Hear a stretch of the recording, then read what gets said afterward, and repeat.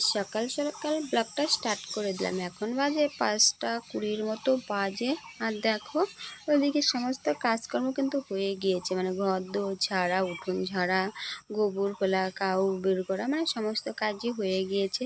তো গতকালে বৃষ্টি হয়েছে, তা সামনেটা দেখতে একটু খুব খারাপ লাগছে, তো তাই ভাবলাম একটু ঘরের সামনেটা লেপে নেই। তো welcome back to my channel vlogger সীমারা চ্যানেল, সকল বন্ধুদের ওয়েলকাম। তো বন্ধুরা বললামই এখন 5টা 20 বাজে। So friends, good morning all friends. তো তারপর আর কি দেখো সমস্ত কাজ বাজ তো কমপ্লিট হয়ে গিয়েছে। বাসি জামা কাপড় চেঞ্জ করে নিলাম, আর কিছু জামা কাপড় ছিল বেবিদের, সেগুলো কেচে দিলাম। আর আজ না খুব তাড়া, তো আজ স্কুলও যাব না, আজ মানে প্রচুর কাজ আছে। তো দেখো চলে এসেছি সোজা কিচেনে, কারণ রান্নাটা হলে সব কাজই এগোয়। আর আজকে কিচেনে কোনো সবজি নেই, গুছিয়ে গুছিয়ে এগুলো করা হলো, মানে এই সবজিগুলো পড়েছিল। তো এইদিকে দেখো ফোড়ন করতে পেঁয়াজ আর দিয়ে দিয়েছি রাঁধুনি জিরা, করব মুসারির ডাল। মুসারির ডালটা সেদ্ধ হয়ে গিয়েছে, এখন ফোড়ন করে দেব। আর বন্ধুদের কাছে শুরুতেই একটি অনুরোধ, বন্ধুরা আশা করি তোমাদের ব্লগটা একটু হলেও ভালো লাগবে। আর বন্ধুরা প্লিজ বন্ধুরা তোমরা পুরো ভিডিওটা জুড়ে থেকো, জুড়ে থাকার অনুরোধ রইল।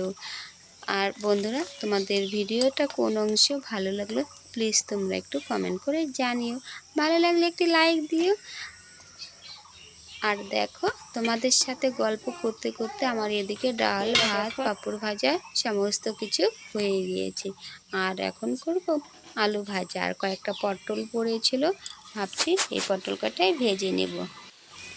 দেখো মানে ডালের সাথে আলু ভাজা, পটল ভাজা, পাঁপড় ভাজা খেতে কিন্তু বেশ। তো বন্ধুরা রান্নাবান্নার পর ফিরছি। এখন বাজে সকাল 9:15টার মতো বাজে, আর আমার রান্নাবান্নার সমস্ত কিছু কমপ্লিট, খাওয়া দাওয়া কমপ্লিট। তো ওর পাপার জন্য বন্ধুরা ওর পাপার জন্য ভাত পাঠিয়ে দেওয়া হয়েছে। তো আমি আর সূর্যসোনা এখন হেঁটে হেঁটে যাচ্ছি, যাবো আজ জমিতে। আজ স্কুলে যাব না, স্কুল আজ বন্ধ দিতে হবে, মানে ছুটি নিয়েছি। আর চলো বন্ধুরা জমিতে ভুট্টাগুলো উঠাচ্ছে, লেবার উঠাচ্ছে, তো আমিও সেখানে যাচ্ছি। তো ফ্রেন্ডস চলো, দেখো ঘর দরজা তালাবদ্ধ হয়ে গিয়েছে। বন্ধুরা দেখো জমিতে যাচ্ছি, আমি আর সূর্যসোনা হেঁটে হেঁটে যাচ্ছিলাম। তো শুভদীপ আসলো, ওর পাপার জন্য ভাত নিয়ে গিয়েছিল, তো মাত্রই আসলো। দেখো আমাদের চা বাগান পর্যন্ত চলে এসেছি, বেশ সুন্দর পাতা গজিয়েছে বৃষ্টিতে।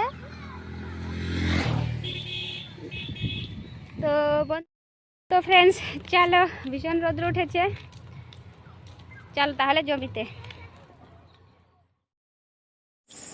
দেখো বন্ধুরা চলে এসেছি, তোমাদের বলছিলাম যে জমিতে যাব, কিন্তু জমি থেকে সমস্ত ভুট্টা তোলা হয়ে গিয়েছে, লেবার দিয়ে তুলেছে। তো কিছু ভুট্টা ভাঙানো হয়েছে, দেখো রোদে দিয়ে দিয়েছি। তো তোমাদের সাথে সেটা আর ক্যামেরা করতে পারেনি, তবে আরও ভুট্টা ভাঙাবে আজই। তো দেখো ভুট্টাগুলো নেড়ে দিচ্ছে। আর আজকে সূর্যের মানে রোদের টেম্পারেচার 40 ডিগ্রি। তো এই রোদে ভুট্টা শুকানো একদম পারফেক্ট, শুকিয়ে যাবে। তারপর আর কি দেখো ওদিকে ভুট্টা শুকাতে দিয়ে চলে এসেছি শ্বশুরবাড়ি। দেখো এটা আমার ভাইস্তা, ছোট দেওর ভাইয়ের ছেলে। তো এই ভাত খাবে রবিবার। তো জানি না অনুষ্ঠানে কতটা তোমাদের সাথে শেয়ার করতে পারবো। দেখো সমস্ত বাসন কুসন এনে রেখেছে। তো সূর্যসোনা বলছে ভাইকে বাড়ি নিয়ে যাব। তো দেখো বন্ধুরা আবার চলে আসলাম ভুট্টার কাছে।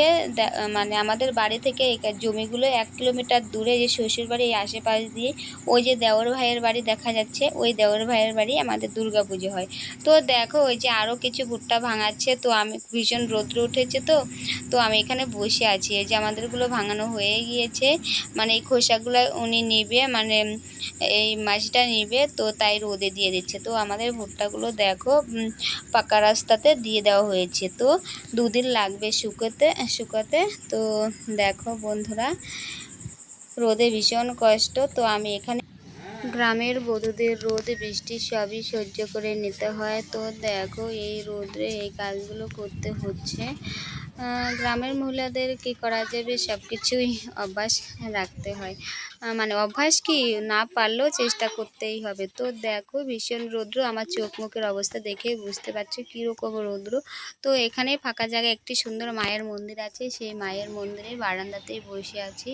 ভুট্টা একটু করে নাড়াচাড়া করছি, আবার এখানে এসে বসে পড়ছি। তো ওই যে একজন খ্রিস্টানও নিয়েছে, উনিও কাজ করছে, কারণ এত ভুট্টা আমি তো আর একা উঠাতে পারবো না, ওর পাপা আছে আর ওই যে দুজন খ্রিস্টান নিয়েছে। তো দেখো এই যে এই মা বছর বছর পুজো হয়, সামনে স্কুল মাঠ তোমরা তো দেখলেই। তো এই মা খুব জাগ্রত। তো এর সামনেই বসে আছে, দেখো চারিদিকে খোলামেলা মাঠ দেখো। তো আর চারিদিকে দেখো রোদে খা খা করছে, তাপমাত্রা 40-42 ডিগ্রির মতো। আর দেখো বন্ধুরা রোদে ঘেমে নেই, একদম একাকার, মুখ টুক কালো হয়ে গিয়েছে।